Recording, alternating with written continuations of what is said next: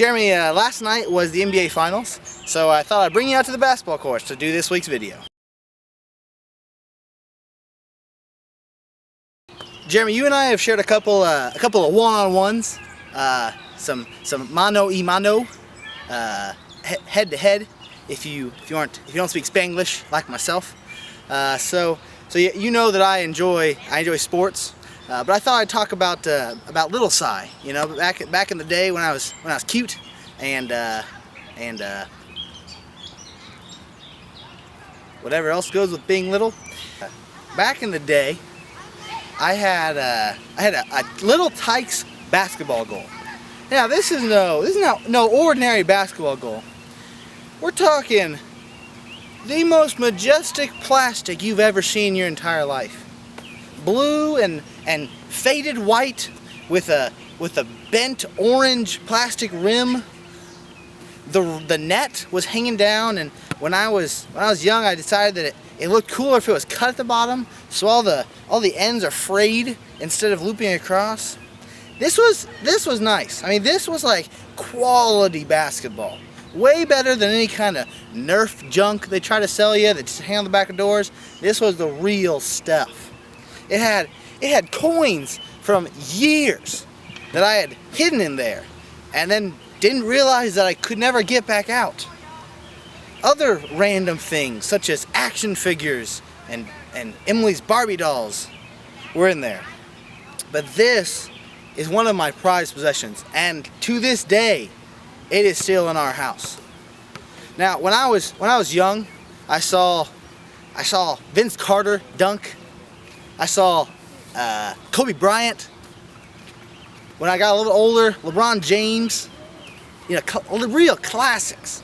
So me and my friend Aaron, we would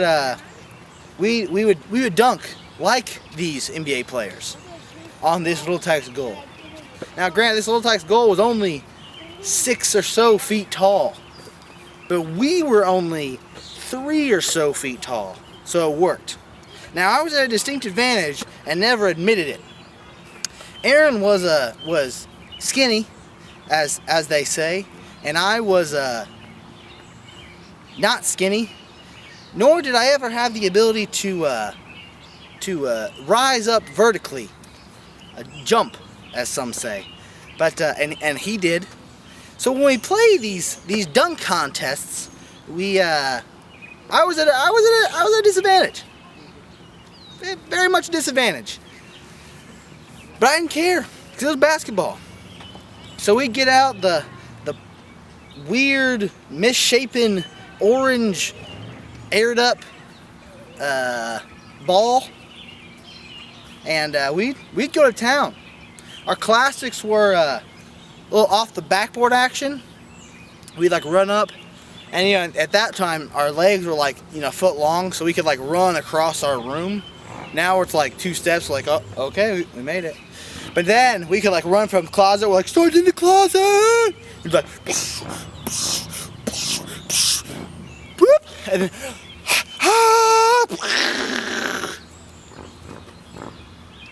those were the days. Those were the days. One of my personal favorites was you'd stand, so the goal would be like right here, and you'd stand on the other side and you throw it off the wall, and it'd bounce back, you catch it over the rim, and bah! Dunk it. Aaron just couldn't. I beat him every time. Count that. Letter. But then he would, you know, jump over a small building. I couldn't do that. I had nothing for that. But Jeremy, the absolute best dunk came with my brother Drew. What we'd do is he'd want to hang out with us because we were so cool. You know, we were like 12 and he was 6, so we were like way cooler than Spongebob, I guess. He'd want to dunk with us, but he couldn't because we had it all the way up to 6 feet. He wasn't getting close to that. We're dunking all over that. Bah, bah, bah, bah, bah. Nothing. He couldn't. So what we'd do is we'd have him sit right under the goal, and we'd jump over Drew. He at the time was just happy to be with us. Thinking back, we really could have hurt him, but we didn't. And now he's bigger than me. And he'll probably be dunking in 1, maybe 2 decades. So, there's that. I like to say that I taught him everything he knows on the topic of dunking. Because he watched me do it when I was 12. Jeremy, we will see you on Tuesday.